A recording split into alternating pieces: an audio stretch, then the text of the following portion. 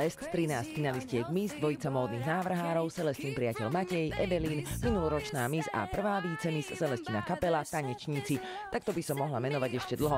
Všetko vysvetlí samotná Celest. Deje sa to, že točíme klip k mojej pesničke Hello, ktorá vyšla už na EPčku americkom novembri, ale sme sa rozhodli, že toto bude ďalší single, takže ideme točiť klip.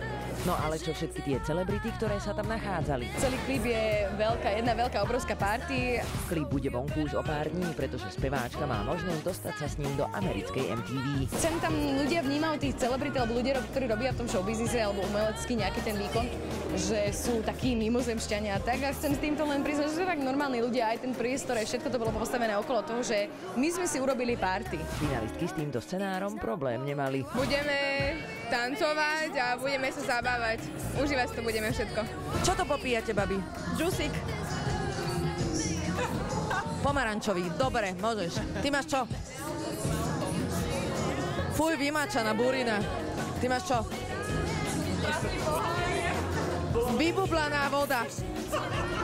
Takto sa vy zabávate na žúrke. Veľmi dobré.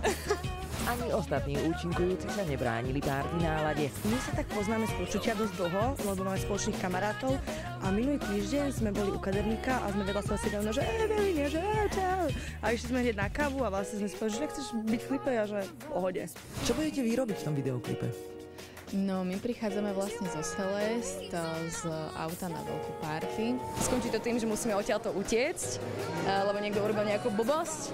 A celé to bude len jedna veselá, a to bude celé len veselá atmosféra, ktorú bude vidno a teda dúfam vidno a cítiť na kamere. To už bolo rečí, tak to sa nakrúcalo.